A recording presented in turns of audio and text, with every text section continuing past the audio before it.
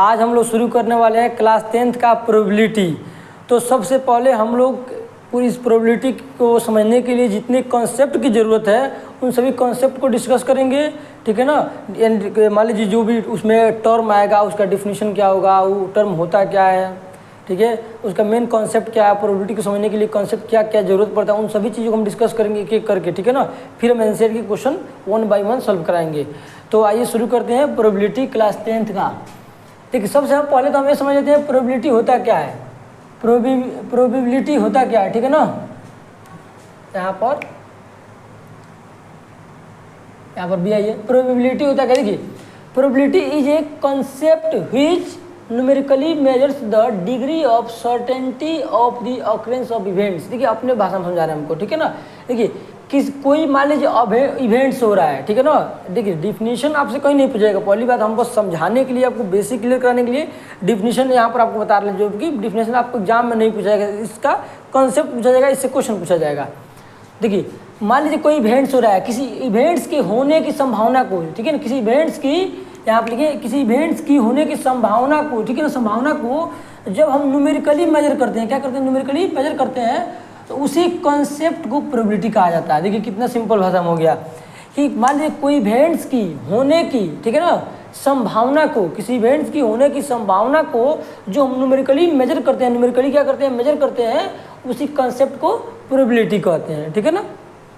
मान लीजिए बारिश, मान लीजिए अगर बादल छाया हुआ है तो हम कह सकते हैं भाई बारिश हो भी सकता है, नहीं भी हो सकता है, यानी बारिश होने का प्रोबेबिलिटी कितना है, हाफ है। बारिश हो भी सकता है, नहीं हो सकता है, यानी किसी इवेंट्स की होने का मान लीजिए होगा नहीं होगा, उसको जब न्यूमेरिकली हम मेजर करते हैं ना तो उसी कॉन्सेप्ट को प्रोबेबिलिटी कहा जाता है, ठीक है। चलिए आपको पूरा उम्मीद है प्रोबेबिलिटी समझ में आ गया। अगला हमारा टॉपिक है एक्सपेरिमेंट्स। देखिए ये हो गया पूरा प्रोबेबिलिटी के बारे में। यहाँ पर लिखिए एक्सपेरिमेंट्स क्या होता है कि an operation which can produce some well defined outcomes is called experiment. देखिए एक्सपेरिमेंट आप लोग सिंपल मान लीजिए स्कूल में सुने होंगे कि भाई एक्सपेरिमेंट कराया जाता है, मान लीजिए केमिस्ट्री लैब में एक्सपेरिमेंट कराया जाता है, फिजिक्स लैब में एक्सपेरिमेंट कराया जाता है।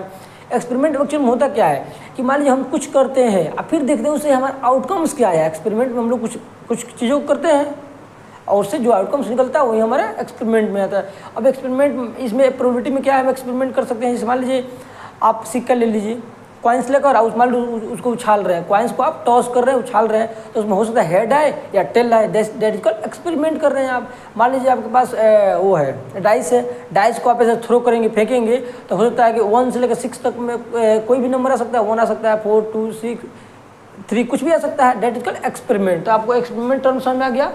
अब यहाँ पर रैंडम एक्सपेरिमेंट, अगला टर्म क्या हमारा, देखिए रैंडम एक्सपेरिमेंट। ये क्या होता है, an experiment in which all possible outcomes are known and the exact outcomes can not predicted in advance is called random experiment. Random experiment का मतलब होता है मान लीजिए आप कॉइन्स को थ्रो कर रहे हैं और डाइस को थ्रो कर रहे हैं, तो क्या आप श्योर है कि क्या आएगा। जरूरी नहीं कि भाई 1 ही आ जाएगा, 2 आ जाएगा, 3 की 4 की 6 क्या आएगा, इसकी आपके पास इसकी श्योरिटी नहीं है, सर्टेनिटी नहीं है। इसी को बोलते हैं रैंडम एक्सपेरिमेंट। नहीं हम लोग मान लीजिए फेंक रहे हैं, मान लीजिए बार बार हम कॉइन्स को टॉस कर रहे हैं या हम डाइस को थ्रो कर रहे हैं, तो क्या आ जाएगा इसकी कोई श्योरिटी नहीं है। ये सब आता है रैंडम एक्सपेरिमेंट। जो बार बार हम लोग फेंकते हैं ना, जो टॉस करते हैं, जो थ्रो करते हैं, डिजिटल रैंडम एक्सपेरिमेंट। तो ये भी आपको समझ में आ गया। डिफिनीशन नोट डाउन कर लीजिएगा, एग्जाम में आपसे नहीं पूछा जाएगा, ठीक है ना। अब देखिए events, the collection of all और some of the possible outcome is called an events. Events का मतलब क्या होता है कि आप मान लीजिए डाइस को फेंक रहे हैं या कॉइन्स को टॉस कर रहे हैं, तो क्या क्या आ सकता है, दैट इज कॉल्ड इवेंट्स। अब मान लीजिए आप किसी कॉइन्स को थ्रो किए हैं, तो क्या आ सकता है भाई, हो सकता है कि हेड आ जाए या हो सकता है टेल आ जाए, यही दोनों आ सकता है, हेड आएगा नहीं तो टेल आएगा। इसको क्या बोलेंगे, इवेंट्स।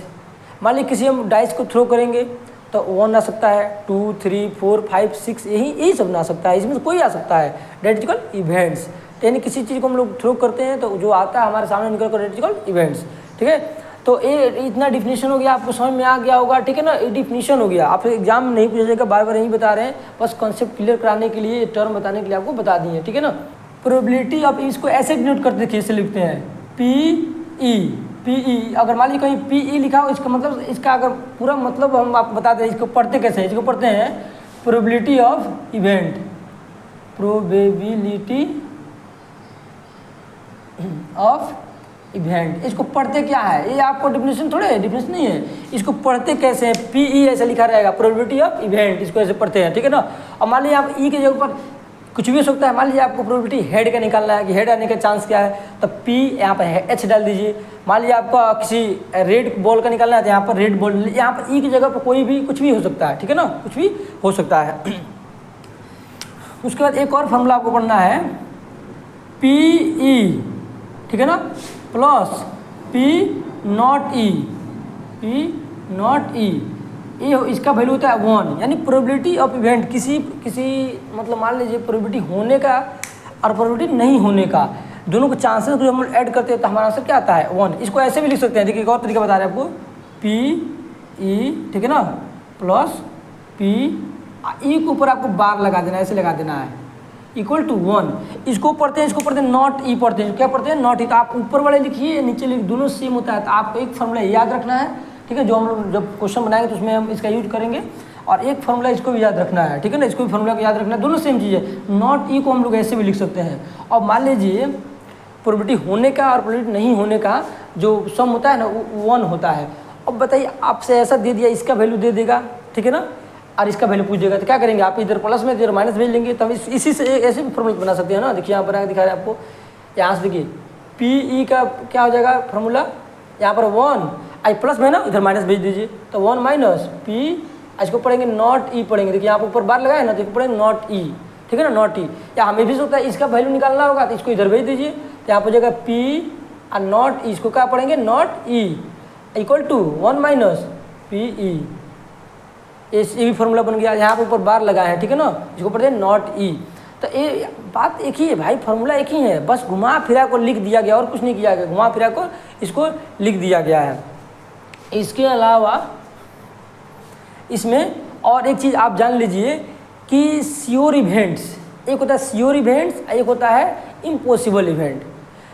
तो श्योर इवेंट का प्रोबेबिलिटी हमेशा 1 होता है, श्योर इवेंट का प्रोबेबिलिटी हमेशा 1 होता है। यहाँ पर हम आपको लिख रहे हैं, ठीक है, श्योर इवेंट का याद रखिएगा, श्योर इवेंट्स, इसको याद रखिए न्यूमेरिकल के लिए, या आपको जब ऑब्जेक्टिव क्वेश्चन नहीं है ना उसमें यूज होने वाला है। श्योर इवेंट का प्रोबेबिलिटी यानी PE का वैल्यू कितना होता है, क्या होता है, हमेशा 1 होता है। श्योर इवेंट का प्रोबेबिलिटी कितना होता है, 1 होता है, ठीक है, याद रखिएगा। आप पूछिएगा what is the probability of sure event, 1।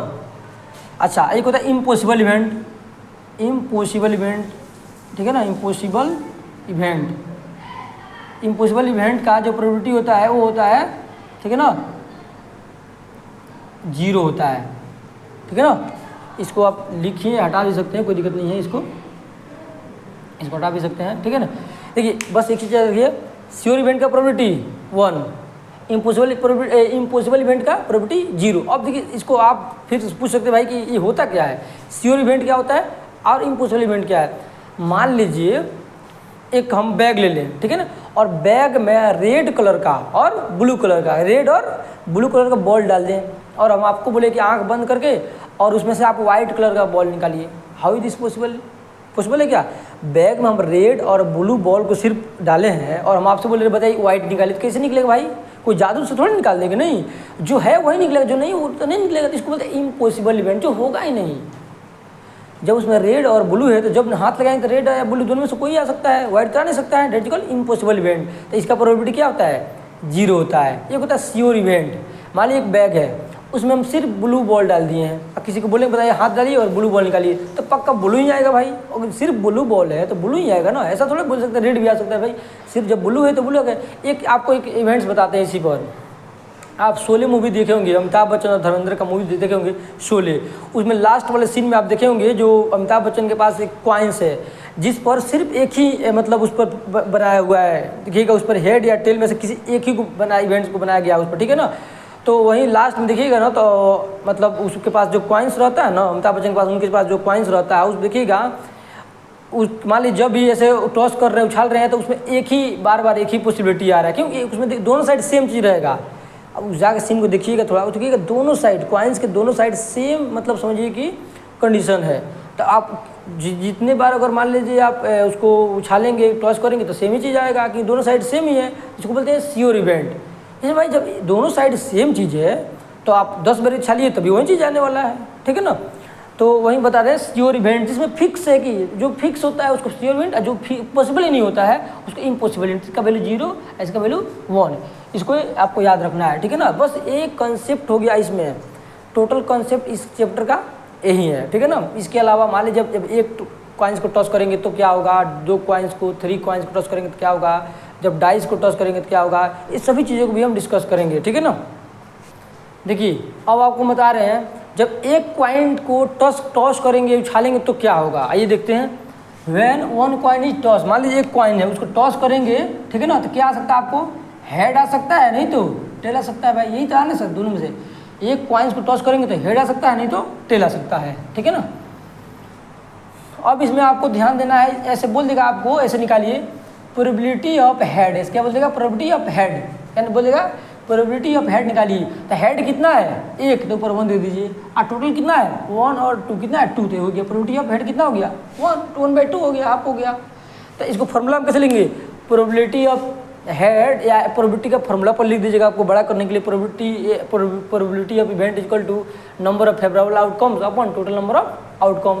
तो ये हो गया फेवरेबल आउटकम्स, किसको बोलते हैं, जिसको निकालना है उसको फेवरेबल आउटकम्स बोलते हैं। तो निकालना कितना है हेड का, तो हेड कितना है 1 और टोटल कितना है 2, तो 2 लिख दीजिए। मान लीजिए निकालना probability of tail, probability of tail कितना हो जाएगा, प्रोबेबिलिटी ऑफ टेल कितना है, इसका नंबर कितना है 1 है, 1 लिख दीजिए, टोटल कितना है 1 2 2, तो 2 लिख दीजिए, हो गया। ऐसे ही प्रोबेबिलिटी निकालते, प्रोबेबिलिटी चैप्टर बहुत मुश्किल चैप्टर नहीं है, ठीक है ना। तो जब एक कॉइन्स को हम टॉस करेंगे तो भाई हेड आ सकता है, नहीं तो टेल आ सकता है, ठीक है ना। अब देखिए हम बात करते हैं जब 2 कॉइन्स को टॉस करेंगे तो क्या होगा। देखिए व्हेन 2 कॉइन इज टॉस, ठीक है ना, इज टॉस, जब 2 कॉइन्स को टॉस करेंगे तो क्या आएगा। देखिए हो सकता है कि मान लीजिए आप कॉइन्स को ऐसे उछाल लें, तो हो सकता है कि दोनों पर हेड आ जाए, भाई दोनों पर क्या आ सकता है, दोनों पर हो सकता है हेड आ जाए, हो सकता है बिल्कुल। अच्छा ये भी हो सकता है कि दोनों पर टेल आ जाए, बात सही कि नहीं है, दोनों पर टेल भी तो सकता है, हेड भी आ सकता है, दोनों पर टेल भी तो आ सकता है ना, बात समझिए। अच्छा ये भी तो हो सकता है कि पहले वाले पर हेड आ जाए, दोनों पर देखिए, हाँ एक पहले हेड आ सकता है, या हो सकता है कि एक पर टेल एक पर हेड आ जाए। ये भी तो हो सकता है कि पहले वाले पर हेड दूसरे वाले पर टेल आ जाए, ये भी तो हो सकता है। एक और पॉसिबिलिटी बन सकता है कि भाई दोनों पर टेल आ जाए, दोनों पर टेल आ जाए, ये भी तो पॉसिबिलिटी बन सकता है। देखिए तो जब 2 कॉइन्स को हम टॉस करेंगे तो कुछ ऐसा पॉसिबिलिटी बनेगा। अभी हम लोग कॉन्सेप्ट ही पढ़ रहे हैं, ठीक है, इस चैप्टर का। हो सकता है आप 2 कॉइन्स को लीजिए, फेंकिए, टॉस कीजिए, हो सकता है दोनों पर हेड आ जाए, या हो सकता है कि पहले वाले पर टेल बाद वाले पर हेड, या पहले वाले पर हेड बाद वाले पर टेल, या दोनों पर टेल आ जाए, ऐसे हो सकता है, ठीक है ना। अब मान लीजिए अब इसमें प्रोबेबिलिटी पूछ सकता है, प्रोबेबिलिटी किसी का प्रोबेबिलिटी निकालने के लिए पूछ सकता है। तो अगर हमें पूछें कि प्रोबेबिलिटी 2 आने का, प्रत्येक पर 2 आने का प्रोबेबिलिटी क्या है, हेड 2 हेड आने का प्रोबेबिलिटी, देखिए एक ही तो है जिस पर दोनों पर 2 है, दोनों पर हेड है, ठीक है ना। तो क्वेश्चन पर अभी देखिए जब हम लोग एनसीईआरटी क्वेश्चन करेंगे ना तो उस पर पूरा फोकस करेंगे, ठीक है ना। अभी आप क्या कीजिए, बस कॉन्सेप्ट पर फोकस कीजिए और समझते चलिए भाई कि जब 2 कॉइन्स को टॉस करेंगे तो क्या क्या चांसेस होता है, क्या क्या आ सकता है, ठीक है ना। देखिए अब हम देखते हैं जब 3 कॉइन्स को टॉस करेंगे एक साथ तो क्या क्या आएगा। मान लीजिए जब 3 कॉइन्स को आप टॉस करेंगे तो हो सकता है कि तीनों पर हेड आ जाए, तीनों पर हेड आ जाए, बात सही नहीं है, तीनों पर हेड आ सकता है, या मान लीजिए पहले हेड आ जाए फिर टेल आ जाए, ये भी तो हो सकता है। एक कम करते जाइए इधर से, फिर हो सकता है हेड आ जाए या दोनों पर टेल आ जाए, ये भी हो सकता है, ठीक है ना। या तीनों पर टेल भी आ सकता है ना, तीनों पर टेल आ सकता है, बस समझिए ऐसा कंडीशन बन सकता है ना, देख लीजिए एक बार। अच्छा फिर ये भी हो सकता है कि अब उधर से आप हेड डालते जाइए, हेड टेल हेड आ जाए, देखिए ऐसे। फिर यहाँ पर ये भी तो हो सकता है कि टेल आ जाए हेड आ जाए, ये भी हो सकता है, ठीक है ना।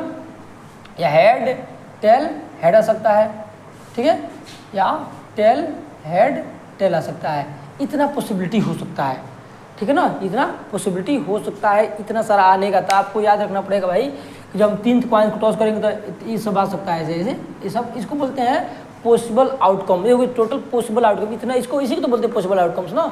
8 को आ सकता है। देखिए जब हम लोग 2 कॉइन्स को टॉस किए थे तो कितना आया था 4 आया था, जब 3 कॉइन्स को टॉस किए तो 8 आ गया। यानी आपको क्या करना है ना, यानी 2 का, ठीक है ना, मान लीजिए देखिए 2 का पावर n करना है, 2 का पावर n करना है, n का मतलब क्या होता है, n का मतलब होता है number of coins, number of coins. यानी मान लीजिए अगर हम n का वैल्यू अगर देखिए, अब जब हम लोग क्या, जब एक कॉइन को टॉस किए थे, एक कॉइन को चाहिए, आप क्या करेंगे ऐसे लिख देंगे 2 के पावर 1, तो आंसर कितना आएगा 2। तो बात सही है। देखिए जब एक कॉइन्स को टॉस किए थे तो कितना आया था ये हो गया आपका पॉसिबल आउटकम निकालने के लिए फॉर्मूला है टोटल पॉसिबल आउटकम्स निकालने का फॉर्मूला होता है, आउटकम्स निकालने का फॉर्मूला होता है, ठीक है ना।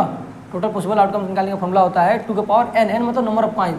अच्छा मान लीजिए जब नंबर 2 के पावर हम 2 कर दे, नंबर ऑफ कॉइन्स अगर 2 लिए थे पहले, तो 2 के पावर 2 कितना होता है 4। तो बात सही है। इसमें देखिए कि 4 पॉसिबल आउटकम्स आया था। अब इसमें देखिए 3 कॉइन्स को टॉस किए हैं तो 2 का पावर कितना कर देंगे 2 का पावर 3 कर देंगे। तो 2 का पावर 3 मतलब कितना होता है 8। देखिए इसमें 8 आया था ना, 1 2 3 4 5 6 7 8। देखिए 8 आउटकम्स आया ना 8, तो इसका आंसर हो गया 8। यानी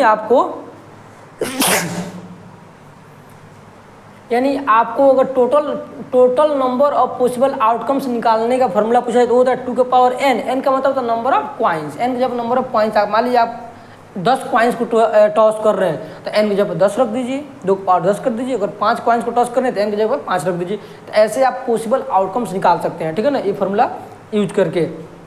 ये तो हो गया कॉइन्स के बारे में। अब हम लोग पढ़ेंगे डाइस को थ्रो करेंगे तो क्या होगा। देखिए अब हम लोग पढ़ने वाले हैं डाइस के बारे में। जब एक डाइस को फेंकेंगे तो क्या होगा, 2 डाइस को थ्रो करेंगे तो क्या होगा। जबकि हम ये डाइस बना लिए, यहाँ पर डाइस बना लिए हैं। डाइस में आप जानते हैं 1 से टोटल नंबर कितना होता है, 1 से लेकर 6 तक होता है। मान लीजिए अगर किसी डाइस को आप थ्रो कीजिए, डाइस को थ्रो कीजिए तो क्या आ सकता है 1 से 6 तक नंबर आ सकता है ना। तो इसमें आउटकम्स क्या आ सकता है, आउटकम यानी पॉसिबल आउटकम क्या क्या आ सकता है, 1 आ सकता है। मान लीजिए आप डाइस को फेंकिए से तो 1 आ सकता है, 2 भी आ सकता है, नहीं तो 3 भी आ सकता है, 4 5 6। इसके अलावा और कोई नंबर आ सकता है क्या। किसी डाइस को आप फेंकेंगे तो 1 2 3 4 5 6 में से ही कोई ना कोई नंबर आएगा, इसके अलावा कोई नंबर नहीं आ सकता। इसको बोलते हैं पॉसिबल आउटकम। क्या बोलते हैं इसको, पॉसिबल आउटकम्स। यहाँ पर देखिए हम डाइस बना लिए हैं पॉसिबल आउटकम्स, ठीक है ना, डाइस बना लिए हैं यहाँ पर, ठीक है ना। डाइस में देखिएगा ना, तो अगर ऊपर 1 होगा तो नीचे देखिएगा पक्का 6 होगा। अगर मान लीजिए अगर इधर 3 होगा तो इधर 4 होगा। कहने का मतलब अपोजिट फेस को ऐड करने पर 7 आता है हमेशा, अपोजिट फेस को ऐड करने पर हमेशा 7 आएगा। देखिए आप 1 को 6 जोड़िए 7 आ जाएगा, 1 को 6 को फिर 3 + 4 7 ही आएगा, 2 + 5 यानी 7 ही आएगा। कहने का मतलब अगर अपोजिट डाइस को उठ लीजिए अपोजिट फेस को ऐड कीजिएगा तो हमेशा 7 आता है, ये भी याद रखना, हमेशा 7 आएगा। अपोजिट फेस को ऐड कीजिएगा तो हमेशा 7 आएगा। इसके अलावा जब हम डाइस को थ्रो करेंगे तो 1 से लेकर 6 तक यही नंबर आ सकता है, इसके अलावा कोई नंबर नहीं आ सकता। इसको बोलते हैं पॉसिबल आउटकम, ठीक है ना, पॉसिबल आउटकम बोलेगा। अब आपको बोल देगा प्रोबेबिलिटी ऑफ, मान लीजिए ऐसे बोल देगा आपको, ऐसे probability of odd number, odd बताइए ऑड आने का प्रोबेबिलिटी क्या है। ऑड देखिए कौन कौन है, 1 2 3। ऑड कितना है देखिए, 1 3 ऑड है, 1 ऑड है, 3 ऑड है, 5 ऑड। ऑड कितना है 3 लिख दीजिए। टोटल कितना है 6, तो 6 से डिवाइड कर दीजिए, कितना आ जाएगा 1/2 आ जाएगा कट कर। मान लीजिए पूछ देगा प्रोबेबिलिटी ऑफ इवन नंबर का प्रोबेबिलिटी पूछ देगा। तो इवन बताइए कितना है, 2 इवन है, 4 इवन है और 6 इवन है। तो 1 2 3 इवन नंबर कितना है 3 है और टोटल कितना है 6, काटे कितना आ जाएगा 1/2, ठीक है ना। अब आपसे तो इवन का ऑड का प्रोबेबिलिटी पूछ सकता है। मान लीजिए पूछेगा प्राइम नंबर का प्रोबेबिलिटी बताइए। इसमें प्राइम नंबर और प्राइम नंबर क्या होता है थोड़ा डिस्कस कर लेते हैं। देखिए जो नंबर 1 से कटे और खुद से कटे उसको प्राइम नंबर बोलते हैं। The number which is divisible by 1 and itself that number is called prime number, ठीक है ना। देखिए यहाँ पर लिख दिए हैं प्राइम नंबर क्या होता है, the number which is divisible by 1 and itself, जो नंबर 1 से कटे और खुद से कटे उसको प्राइम नंबर बोलते हैं। अब बताइए इसमें हम ऐसे पूछ देंगे प्रोबेबिलिटी ऑफ प्राइम नंबर, तो बताइए प्राइम नंबर कौन कौन है, कौन कौन जो 1 से कटेगा और खुद से कटेगा। तो 1 देखिए 1 को प्राइम नंबर भी नहीं कहते हैं और कंपोजिट नंबर भी नहीं बोलते, तो 1 को तो हटा ही दीजिए आप। 2 प्राइम नंबर है, 3 प्राइम नंबर है, 5 प्राइम नंबर है। तो टोटल प्राइम नंबर कितना हो गया देखिए 1 2 3, ठीक है ना। ये देखिए टिक कर रहे हैं, ये प्राइम नंबर है, ये भी प्राइम नंबर है, ये भी प्राइम नंबर है। कितना हो गया 1 2 3, तो 3 लिख दीजिए। और पर टोटल नंबर कितना है 6, तो काटेगा कितना आ जाएगा 1/2, यानी प्राइम नंबर का भी प्रोबेबिलिटी 1/2 आया। अब देखिए एक नंबर पढ़ना है, कंपोजिट नंबर क्या होता है, जो नंबर 1 से कटे खुद से कटे इसके अलावा किसी दूसरे नंबर से भी कट जाए उसको बोलते हैं कंपोजिट नंबर, ठीक है ना। द नंबर विच है more than 2 factors rather than 1, जिस नंबर के पास एक के अलावा 2 या 2 से अधिक फैक्टर हो उसी को कंपोजिट नंबर बोलते हैं। देखिए यहाँ पर कंपोजिट नंबर लिखे हैं, द नंबर विच है more than 2 factor rather than one के अलावा दो से अधिक फैक्टर है उसको कंपोजिट नंबर बोलते हैं। एग्जाम्पल में अगर हम बात करें, इसी एग्जाम्पल में बात करें तो यहाँ देखिए एग्जाम्पल लिख दे रहे हैं। एग्जाम्पल में कहाँ शुरू होता है, कंपोजिट नंबर कहाँ से शुरू होता है, 4 से शुरू होता है, 4 6, ठीक है ना, आपका हो गया 7 तो नहीं होगा, 8 9 ऐसे चलता जाएगा, ठीक है ना, कंपोजिट नंबर हो गया, हो गया कंपोजिट नंबर। तो इसी में अगर इसी में मान लीजिए आपको पूछ देगा कि जब एक डाइस को थ्रो करेंगे तो बताइए कंपोजिट नंबर आने का पॉसिबिलिटी क्या है, प्रोबेबिलिटी क्या है। तो यहाँ पर निकाल दे रहे हैं, यहाँ पर यहाँ पर देखिए इस पार्ट में देखिए प्रोबेबिलिटी ऑफ कंपोजिट, ठीक है ना, composite number, probability of composite number का, प्रोबेबिलिटी ऑफ कंपोजिट नंबर इसमें कौन कौन है देखिए, कंपोजिट नंबर देखिए एक 4 है और एक 6 है, 4 और 6 है ना, कंपोजिट नंबर कितना है देखिए 4 और 6 को कंपोजिट नंबर बोलेंगे। तो यहाँ 4 और 6 कितना, 1 2 2 बार है ना, तो 2 लिख दीजिए, यहाँ पर 2 लिख दीजिए अपन, और टोटल कितना है 6, तो यहाँ 6 लिख दीजिए, काटिए कितना आ जाएगा 1/3 आ गया, ये हो गया आपका 1/3 आ गया प्रोबेबिलिटी ऑफ कंपोजिट नंबर। तो आपको भाई प्राइम नंबर, कंपोजिट नंबर, ठीक है ना, ऑड नंबर, इवन नंबर सब कुछ आनी चाहिए, क्योंकि प्रोबेबिलिटी में इन सबका जरूरत है, मल्टीपल्स क्या होता है सब कुछ आना चाहिए, ठीक है ना। अच्छा हम चलिए पूछ रहे हैं, हम बोलेंगे बताइए इसमें प्रोबेबिलिटी ऑफ मल्टीपल ऑफ 3, इसे बोल देगा प्रोबेबिलिटी बताइए मल्टीपल ऑफ 3 का। तो मल्टीपल ऑफ 3 का मतलब क्या होता है, 3 का टेबल, तो 3 के टेबल में कौन कौन आता है बताइए, 3 के टेबल में कौन कौन आता है लिस्ट बताइए, 3 आता है और 6 आता है, 3 और 6, 3 और 6 क्या होता है, मल्टीपल ऑफ 3 है ना। यहाँ पर लिख देंगे हम probability of multiple of 3, multiple of 3 का प्रोबेबिलिटी, तो बताइए 3 के टेबल में आता है 3 आता है और 6 आता है, तो 1 2 बार आ रहा है तो 2 लिख दीजिए ऊपर, और टोटल कितना है 6, काटिएगा कितना आ जाएगा 1/3 आ गया, ये होगा मल्टीपल ऑफ 3। ऐसे पूछेगा भाई मल्टीपल ऑफ 2, तो आप खुद से करिएगा कि मल्टीपल ऑफ 2 में देखिए ए आता है, ए भी आता है और ए पी आता है। मल्टीपल ऑफ 2 मतलब 2 का पहाड़ा, 2 का टेबल, 2 का टेबल में 2 भी आता है, 4 भी आता है और 6 भी आता है, तो आप खुद से निकालेंगे इसको। आइए अब हम देखते हैं कि जब 2 डाइस को थ्रो करेंगे तो क्या होगा। तो देखिए पहले क्या होगा, व्हेन 2 डाइस इज थ्रोन, जब 2 डाइस को थ्रो करेंगे तो क्या होगा। देखिए सबसे पहले क्या करना है, आपको ऐसे एक टेबल बना लेना है, इधर देखिए जब एक डाइस को थ्रो करेंगे तो क्या आएगा 1 से लेकर 6 तक नंबर आ सकता है, इधर 1 से 6 तक नंबर लिख दीजिए, फिर इधर भी 1 से 6 तक नंबर लिख दीजिए, और उसके बाद करना है कि आपको एक बॉक्स बना लेना है और फिर इसको भरना है, फिलअप करना है। देखिए यहाँ पर 1 है और 1, तो 1, ठीक है ना, 1,1 लिख दीजिए, ठीक है ना। यहाँ पर 1 है, यहाँ पर 2, यहाँ पर 1,2, यहाँ क्या बनेगा, इसमें क्या बनेगा 1,3, इसमें क्या बनेगा 1,4, एक इस साइड से लेना और एक इस साइड से, फिर यहाँ पर 1,1, यहाँ पर 5, यहाँ पर 1 है, यहाँ पर 6, 1,6 लेना, फिर इसमें जाइए 2 है और 1 है, यहाँ पर 2,1, ऐसे ही आपको भरना है, ठीक है ना। तो इसको हम भर लिए, अब आइए देखते हैं। देखिए भरिएगा तो कुछ ऐसे दिखेगा, ठीक है ना।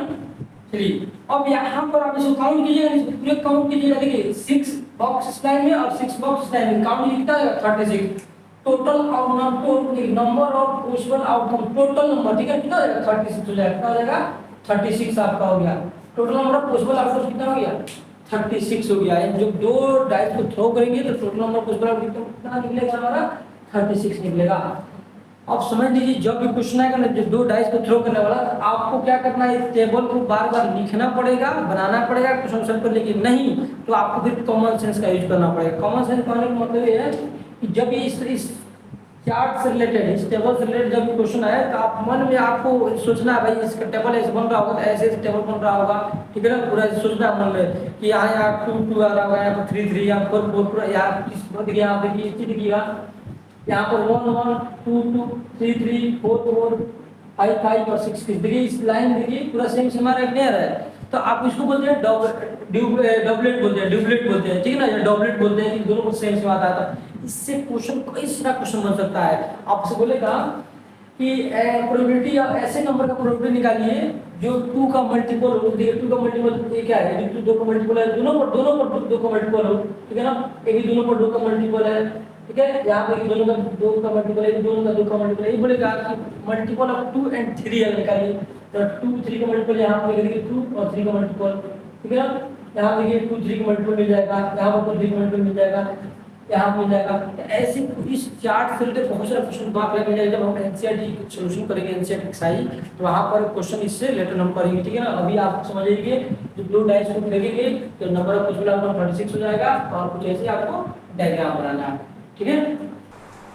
देखिए अब हम लोग समझने वाले हैं प्लेइंग कार्ड के बारे में। जो गांव में लोग जो ताश वगैरह खेलते हैं ना, जो कार्ड का यूज करते हैं उसी के बारे में हम लोग समझते हैं। तो आइए देखिए, जो उसको बोलते हैं प्लेइंग कार्ड, इसको प्लेइंग कार्ड को डेक भी कहा जाता है, ठीक है ना, डेक भी कहा जाता है, जिसका टोटल नंबर 52 होता है। और इस प्लेइंग कार्ड को 2 पार्ट में डिवाइड किया गया। प्लेइंग कार्ड को कितने पार्ट में डिवाइड किया गया है? 2 पार्ट में। देखिए एक होता है रेड कार्ड और दूसरा ब्लैक कार्ड।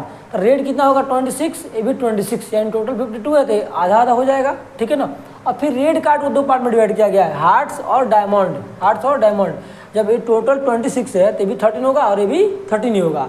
वैसे ही ब्लैक कार्ड को, जो ब्लैक कार्ड दिख रहा है ना, इस ब्लैक कार्ड को भी देखिए 2 पार्ट में डिवाइड किया गया है, स्पेड्स एंड क्लब। ये भी 13 होता है, ये भी 13 होता है। अब मान लीजिए सभी में 13 कार्ड, 13 कार्ड है, तो कौन कौन होता है वो? तो इसमें भी 13 होगा, इसमें भी 13, इसमें भी 13, इसमें सब में 13 कार्ड होगा। अब देखिए कौन कौन होगा? 1 का 2 3, या 1 नहीं होता है, ठीक है ना। 1 का 2 3 4 5 6 7 8 9 10, ये हो गया। अच्छा फिर होता है जैक, किंग और क्वीन। जैक होता है जैसे जैक, किंग, क्वीन। अब यहाँ से लेकर यहाँ तक जो 10 कार्ड दिख रहा है ना, जो 10 कार्ड दिख रहे हैं, इसको बोलते हैं न्यूमेरिकल कार्ड बोलते हैं।